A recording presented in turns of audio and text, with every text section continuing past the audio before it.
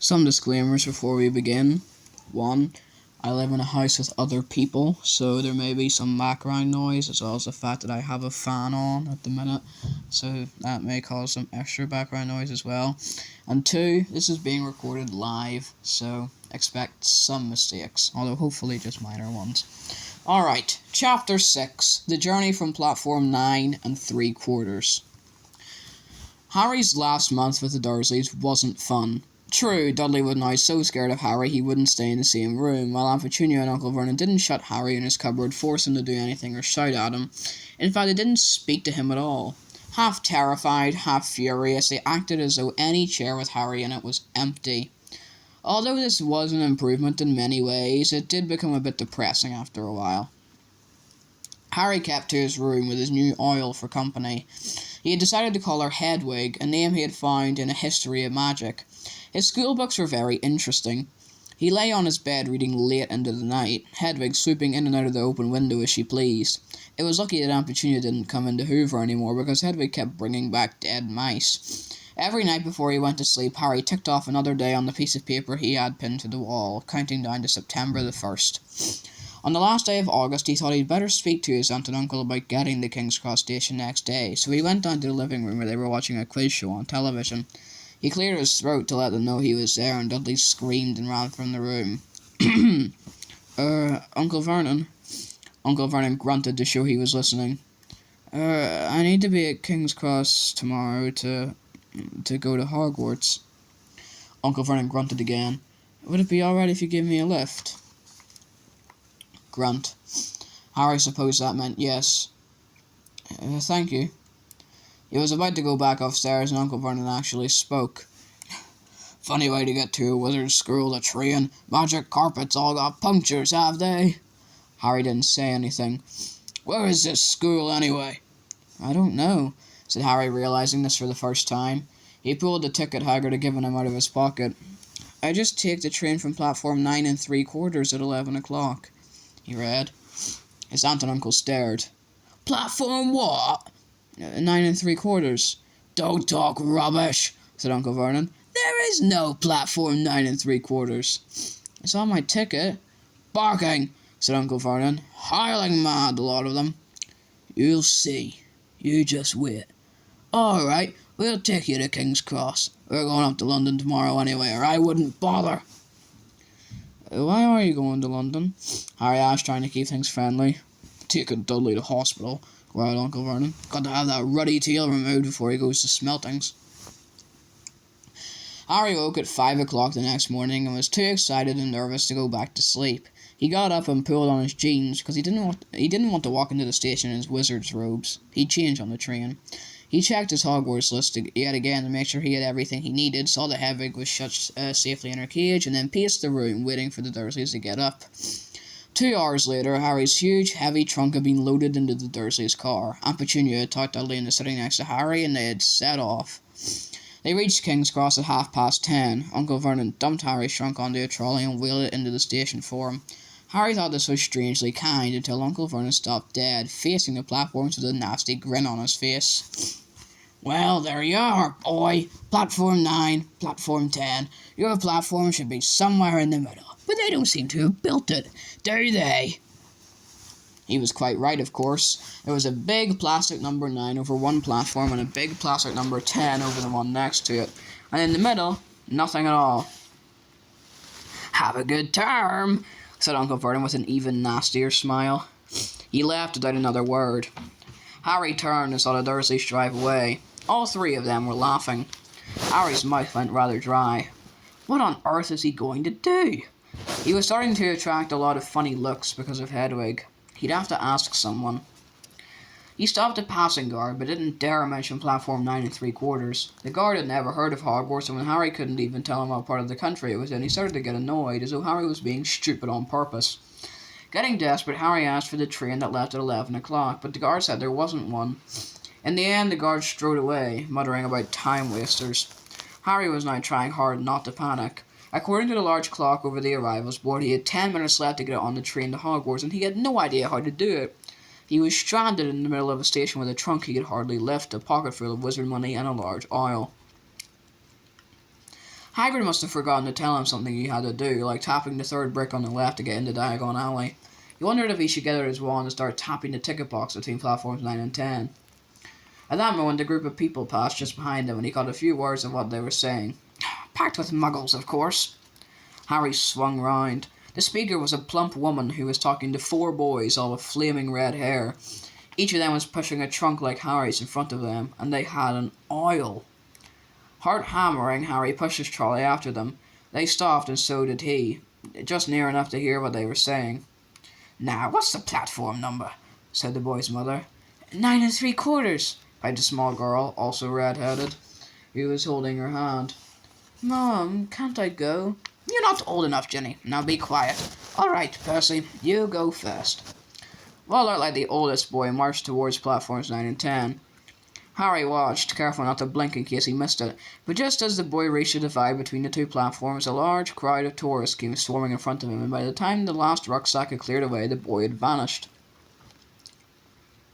"Fred, you next," the plump woman said. "I'm not Fred, I'm George," said the boy. "Honestly, woman, call yourself our mother. Can't you tell I'm George?" "Sorry, George, dear." "Only joking, I am Fred," said the boy, and off he went. His twin called after him to hurry up, and he must have done, because a second later he had gone. But how had he done it? Now the third brother was walking briskly towards the ticket barrier. He was almost there, and then quite suddenly he wasn't anywhere. There was nothing else for it. "Excuse me," Harry said to the plump woman. "Hello, dear," she said. "First time at Hogwarts. Ron's new, too." She pointed at the last and youngest of her sons. He was tall, thin and gangling, with freckles, big hands and feet, and a long nose. "Yes," said Harry. The thing is, I don't know how to get onto the platform," she said kindly, and Harry nodded. "Not to worry," she said. "All you have to do is walk straight at the barrier between platforms 9 and 10. Don't stop, and don't be scared you'll crash into it. That's very important. Best do it at a bit of a run if you're nervous. Go on. Go now before Ron." Okay," said Harry. He pushed his trolley round and stared at the barrier. It looked very solid. He started to walk towards it. People jostled him on their way to platforms 9 and 10. Harry walked more quickly. He was going to smash right into that ticket box and then he'd be in trouble. Leaning forward on his trolley, he broke into a heavy run. The barrier was coming nearer and nearer. He wouldn't be able to stop. The trolley was out of control. He was a foot away. He closed his eyes, ready for the crash. It didn't come. He kept on running. He opened his eyes. A scarlet steam engine was waiting next to a platform packed with people. A sign overhead said, "Hogwarts Express, 11 o'clock. Harry looked behind him and saw a wrought iron archway where the ticket box had been, with the words "Platform 9 3/4" on it. He had done it. Smoke from the engine drifted over the heads of the chattering crowd, while cats of every colour whined here and there between their legs. Owls hooted to each other in a disgruntled sort of way over the babble and the scraping of heavy trunks. The first few carriages were already packed with students, some hanging out of the window to talk to their families, some fighting over seats. Harry pushed his trolley off down the platform in search of an empty seat. He passed a round-faced boy who was saying, "Gran, I've lost my toad again." "Oh, Neville," he heard the old woman sigh. A boy with dreadlocks was surrounded by a small crowd. "Give us a look, Lee, go on." The boy lifted the lid of a box in his arms, and the people around him shrieked and yelled as something inside poked out a long, hairy leg. Harry pressed on through the crowd until he found an empty compartment near the end of the train. He put Hedwig inside first and then started to shove and heave his trunk towards the train door. He tried to lift it up the steps, but could hardly raise one end, and twice he dropped it painfully on his foot. "Want a hand?" It was one of the red-haired twins he'd followed through the ticket box. "Yes, please," Harry panted. "Oi, Fred! Come here and help!" With the twins' help, Harry's trunk was at last tucked away in a corner of the compartment. "Thanks," said Harry, pushing his sweaty hair out of his eyes. "What's that?" said one of the twins suddenly, pointing at Harry's lightning scar.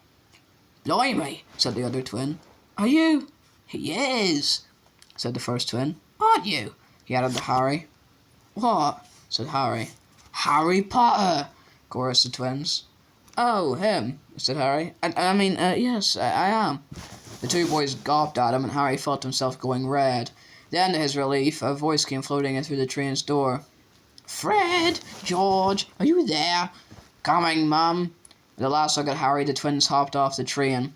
Harry sat down next to the window where, half hidden, he could watch the red-haired family on the platform and hear what they were saying. Their mother had just taken out her handkerchief. "Ron, you've got something on your nose." The youngest boy tried to jerk out of the way, but she grabbed him again, rubbing the end of his nose. "Mom, go off."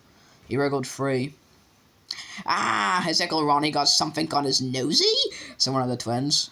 "Oh, shut up," said Ron. "Where's Percy?" said their mother. "He's coming now." The oldest boy came striding into sight. He had already changed into his billowing black Hogwarts robes, and Harry noticed a shiny silver badge on his chest with the letter P on it. "Can't stay long, Mother," he said. "I'm up front. The prefects have got 2 compartments to themselves." "Oh, are you a prefect, Percy?" said one of the twins with an air of great surprise. "You should have said something. We had no idea." "Hang on, I think I remember him saying something about it," said the other twin. "Once. Or twice. A minute. All summer." "Oh, shut up," said Percy the prefect. "How come Percy gets new robes anyway?" said one of the twins. "Because he's a prefect," said their mother fondly. "All right, dear. Well, have a good term. Send me an hour when you get there." She kissed Percy on the cheek and he laughed. Then she turned to the twins. "Now, you two, this year, you behave yourselves. If I get one more owl telling me you've blown up a toilet or..." "Blown up a toilet? We've never blown up a toilet." "Great idea, though. Thanks, Mum." "It's not funny." "And look after Ron." "Don't worry, Uncle Ronnykins is safe with us." "Shut up," said Ron again. He was almost as tall as the twins already, and his nose was still pink where his mother had rubbed it. "Hey, Mum, guess what? Guess who we just met on the train?" Harry leant back quickly so they couldn't see him looking. You know that black-haired boy who was near us in the station? Know who he is?" "Who?" "Harry Potter." Harry heard the little girl's voice. "Oh, Mum, can I go on the train and see him, Mum? Oh, please." "You've seen him already, Jenny, and the poor boy isn't something you goggle at in a zoo." "Is he really, Fred? How do you know?" "Asked him. Saw his scar. It's really there, like lightning." "Poor dear. No wonder he was alone. I wondered. He was ever so polite when he asked how to get onto the platform." "Never mind that. Do you think he remembers what you-know-who looks like?" Their mother suddenly became very stern. "I forbid you to ask him, Fred. No, don't you dare. As though he needs reminding of that on his first day of school." "All right, keep your hair on." A whistle sounded. "Hurry up," their mother said, and the 3 boys clambered onto the train. They leant out of the window for her to kiss them goodbye, and their younger sister began to cry. "Don't, Jenny. We'll send you loads of owls. We'll send you a Hogwarts toilet seat." "George!" "Only joking, Mum." The train began to move. Harry saw the boy's mother waving and their sister, half laughing, half crying, running to keep up with the train until it gathered too much speed. Then she fell back and waved. Harry watched the girl and her mother disappear as the train rounded the corner. Houses flashed past the window. Harry felt a great leap of excitement. He didn't know what he was going to, but it had to be better than what he was leaving behind. A door of the compartment slid open and the youngest red-headed boy came in. "Anyone sitting there?" he asked, pointing at the seat opposite Harry. "Everywhere else is full." Harry shook his head and the boy sat down. He glanced at Harry and then looked quickly out of the window, pretending he hadn't looked. Harry saw he still had a black mark on his nose. "Hey, Ron!" The twins were back. "Listen, we're going down the middle of the train. Lee Jordan's got a giant tarantula down there."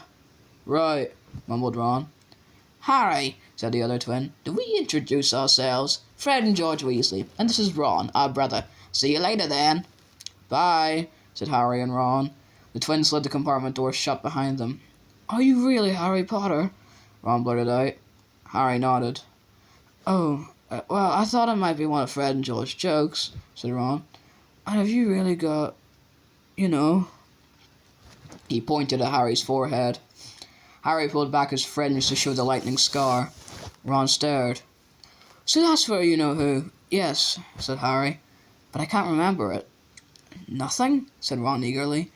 "Well, I remember a lot of green light, but nothing else." "Wow," said Ron. He sat and stared at Harry for a few moments. Then, as though he had suddenly realised what he was doing, he looked quickly out of the window again.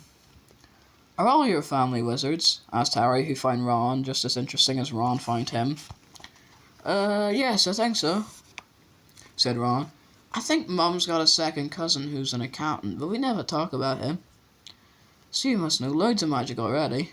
The Weasleys were clearly one of those old wizarding families the pale boy in Diagon Alley had talked about. "I heard you went to live with Muggles," said Ron. "What are they like?" "Horrible." "Well, not all of them. My aunt and uncle and cousin are, though. Wish I'd had 3 wizard brothers." "5," said Ron. For some reason he was looking gloomy. "I'm the 6th in our family to go to Hogwarts. You could say I've got a lot to live up to. Bill and Charlie have already left. Bill was head boy and Charlie was captain of Quidditch. Now Percy's a prefect. Fred and George mess around a lot, but they still get really good marks and everyone thinks they're really funny. Everyone expects me to do as well as the others, but if I do, it's no big deal because they did it first. You never get anything new either with 5 brothers. I've got Bill's old robes, Charlie's old wand, and Percy's old rat." Ron reached inside his jacket and pulled out a fat grey rat which was asleep. "His name's Scabbers, and he's useless. He hardly ever wakes up. Percy got an out from my dad for being made a prefect, but they couldn't I got Scabbers instead." Ron's ears went pink. He seemed to think he'd said too much because he went back to staring out of the window. Harry didn't think there was anything wrong with not being able to afford an oil. After all, he'd never had any money in his life until a month ago, and he told Ron so, all about having to wear Dudley's old clothes and never getting proper birthday presents. This seemed to cheer Ron up.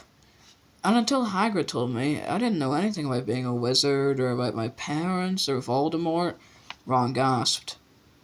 "What?" said Harry. "You said you know whose name?" said Ron, sounding both shocked and impressed.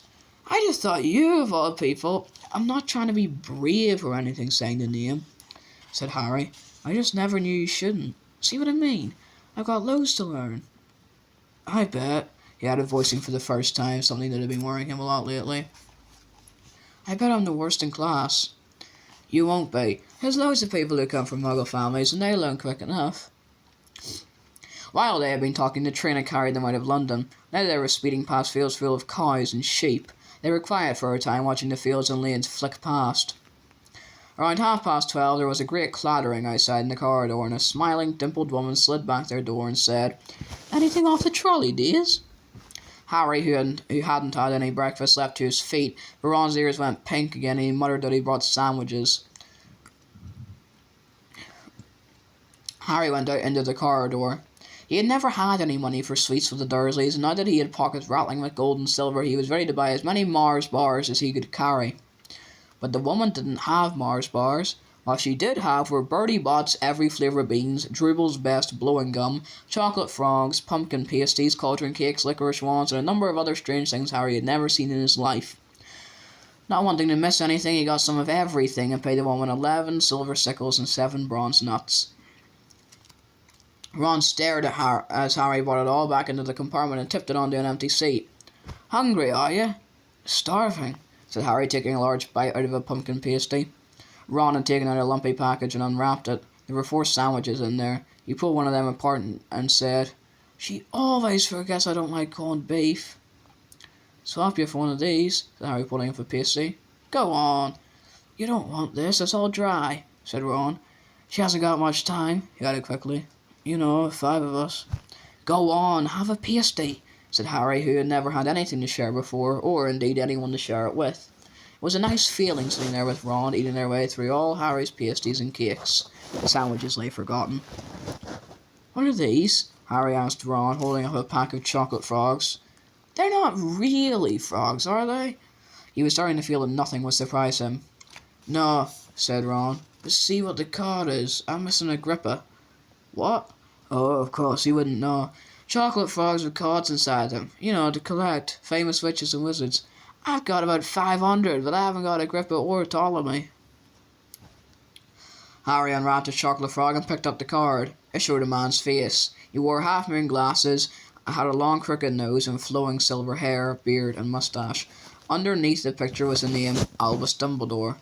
"So this is Dumbledore," said Harry. "Don't tell me you never heard of Dumbledore," said Ron. "Can I have a frog? I might get a gripper. Thanks." Harry turned over his card and read, Albus Dumbledore, currently headmaster of Hogwarts. Considered by many the greatest wizard of modern times, Professor Dumbledore is particularly famous for his defeat of the dark wizard Grindelwald in 1945, for the discovery of the 12 uses of dragon's blood, and his work on alchemy with his partner, Nicholas Flamel. Professor Dumbledore enjoys chamber music and 10-pin bowling. Harry turned the card back over and saw to his astonishment that Dumbledore's face had disappeared. He's gone! Well, you can't expect him to hang around all day, said Ron. He'll be back. No, I've got Morgana again. I've got about 6 of her.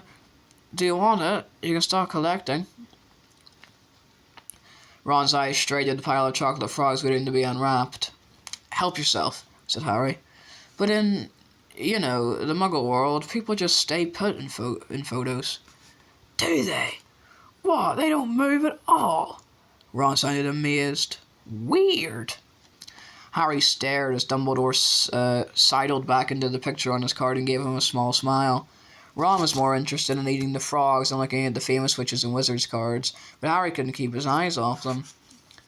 Soon he had not only Dumbledore and Morgana, but Hengist of Woodcroft, Alberic, Runnion, Circe, Paracelsus, and Merlin. He finally tore his eyes away from the druidess Cleodna, who was scratching her nose to open a bag of Bertie Bott's every flavour of beans. You want to be careful with those, Ron warned Harry. When they say every flavour, they mean every flavour. You get all the ordinary ones like chocolate and peppermint and marmalade. Then you can get spinach and liver and tripe. George reckons he had a bogey-flavoured one once. Ron picked up a green bean, looked at it carefully, and bit into a corner. Blah! See? Sprats. They had a good time eating the every flavour beans. Harry got toast, coconut, baked bean, strawberry, curry, grass, coffee, sardine, and was even brave enough to nibble at the end off a funny grey one Ron wouldn't touch, which turned out to be pepper. The countryside now flying past the window was becoming wilder. The neat fields had gone. Now there were woods, twisting rivers, and dark green hills. There was a knock on the door of their compartment, and the round-faced boy Harry had passed on platform 9 3/4 came in. He looked tearful. Sorry, he said, but have you seen a toad at all? When they shook their heads, he wailed, I've lost him! He keeps getting away from me! He'll turn up, said Harry. Yes, said the boy miserably. Well, if you see him. He left. Don't know why he's so bothered, said Ron. If I'd brought a toad, I'd lose it as quick as I could. Mind you, I brought Scabbers, so I can't talk. The rat was still snoozing on Ron's lap. He might have died and you wouldn't know the difference, said Ron in disgust. I tried to turn him yellow yesterday to make him more interesting, but the smell didn't work. I'll show you, look. He rummaged around in his trunk and put out a very battered-looking wand. It was chipped in places, and something white was glinting at the end. Unicorn head's nearly poking out. Anyway, he had just raised his wand when the compartment door slid open again. The toadless boy was back, but this time he had a girl with him. She was already wearing her new Hogwarts robes. Has anyone seen a toad? Neville's lost one, she said. She had a bossy sort of voice, lots of bushy brown hair and rather large front teeth. We already told him we haven't seen it, said Ron, but the girl wasn't listening. She was looking at the wand in his hand. Oh, are you doing magic? Let's see it then. She sat down. Ron looked taken aback. All right. He cleared his throat. Sunshine, daisies, buttermellow, turn the stupid fat rat yellow. He waved his wand, but nothing happened. Scabbers stayed grey and fast asleep. Are you sure that's a real spell? Said the girl. Well, it's not very good, is it? I've tried a few simple spells just for practice, and it's all worked for me. Nobody in my family's magic at all. It was ever such a surprise when I got my letter, but I was ever so pleased. Of course, it's the very best school of witchcraft there is, I've heard. I've learnt all our set books off by heart, of course. I just hope it will be enough. I'm Hermione Granger, by the way. Who are you? She said all this very fast. Harry looked at Ron and was relieved to see by his stunned face that he hadn't learnt all the set books off by heart either. I'm Ron Weasley, Ron muttered. Harry Potter, said Harry. Are you really? Said Hermione. I know all about you, of course. I got a few extra books for background reading, and you're in modern magical history and the rise and fall of the dark arts and great wizarding events of the 20th century. Am I? Said Harry, feeling dazed. Goodness, didn't you know I'd have found out everything I could if it was me, said Hermione. Do either of you know what house you'll be in? I've been asking around and I hope I'm in Gryffindor. It sounds by far the best. I hear Dumbledore himself was one. I suppose Ravenclaw wouldn't be too bad. Anyway, we better go and look for Neville's toad. You two had better change, you know. I expect we'll be there soon. And she left, taking the toadless boy with her. Well, right, Simon, I hope she's not in it, said Ron. He threw his wand back into his trunk. Stupid spell. George gave it to me. Bet he knew it was a dud. What house are your brothers in? Asked Harry. Gryffindor, said Ron. Gloom seemed to be settling on him again. Mum and Dad were in it too. I don't know what they'll say if I'm not. I don't suppose Ravenclaw would be too bad, but imagine if they put me in Slytherin.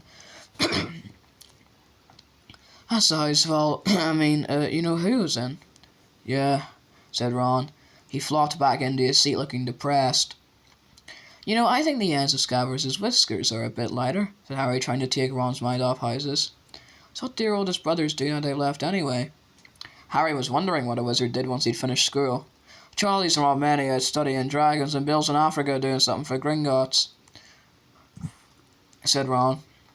Did you hear about Gringotts? It's been all over the Daily Prophet, but I don't suppose you get that with the Muggles. Someone tried to rob a high-security vault. Harry stared. Really? What happened to them? Nothing. That's why it's such big news.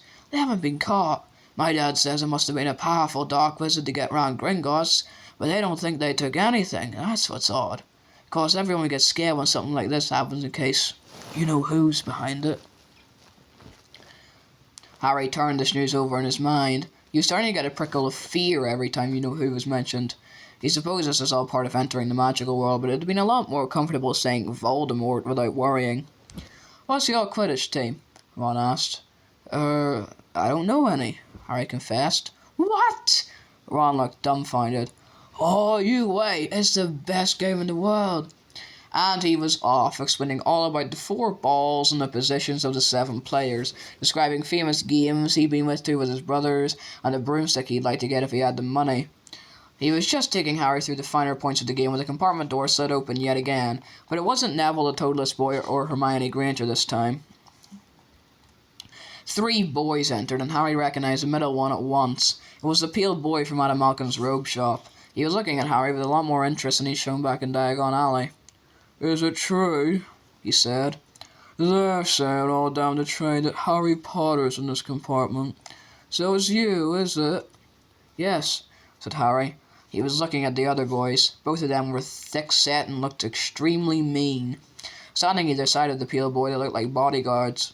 Oh, this is Crabbe and this is Goyle, said the pale boy, carelessly, noticing what Harry was looking. And my name's Malfoy. Draco Malfoy. Ron gave a slight cough, which might have been hiding a snigger. Draco Malfoy looked at him. Think my name's funny, do you? No need to ask who you are. My father told me all the Weasleys have red hair, freckles, and more children than they can afford. He turned back to Harry. You'll soon find out some wizarding families are much better than others, Potter. You don't want to go making friends with the wrong sort. I can help you there. He held out his hand to shake Harry's, but Harry didn't take it. I think I can tell who the wrong sort are for myself, thanks, he said coolly. Draco Malfoy didn't go red, but a pink tinge appeared in his pale cheeks. I'd be careful if I were you, Potter, he said slowly. Unless you're a bit politer, you'll go the same way as your parents. They didn't know what was good for them either. You hang around with a riff-raff like the Weasleys and that Hagrid, and it'll rub off on you. Both Harry and Ron stood up. Ron's face was as red as his hair. Say that again, he said. Oh, you're going to fight us, are you? Malfoy sneered. Unless you get out now, said Harry more bravely than he felt, because Crabbe and Goyle were a lot bigger than him or Ron. But we don't feel like leaving, do we, boys? We've eaten all our food, and you still seem to have some. Goyle reached towards the chocolate frogs next to Ron. Ron leapt forward, but before he so much as touched Goyle, Goyle let out a horrible yell.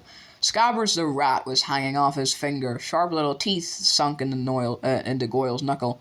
Crabbe and Malfoy backed away as Goyle slung Scabbers round and round, howling, and when Scabbers finally flew off and hit the window, all three of them disappeared at once. Perhaps they thought there were more rats lurking among the suites, or perhaps they'd heard footsteps, because a second later Hermione Granger had come in. "What has been going on?"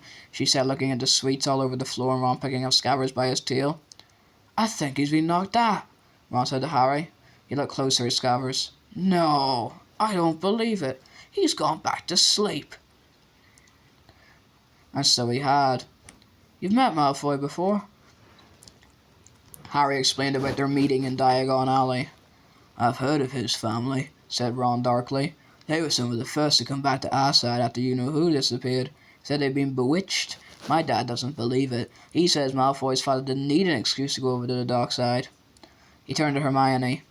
"Can we help you with something?" "You'd better hurry up and put your robes on. I've just been up the front to ask the driver and he says we're nearly there. You haven't been fighting, have you? You'll be in trouble before we even get there." "Scabbers has been fighting, not us," said Ron, scowling at her. "Would you mind leaving while we change?" "All right, I only came in here because people outside are behaving very childishly, racing up and down the corridors," said Hermione in a sniffy voice. "And you've got dirt on your nose, by the way, did you know?"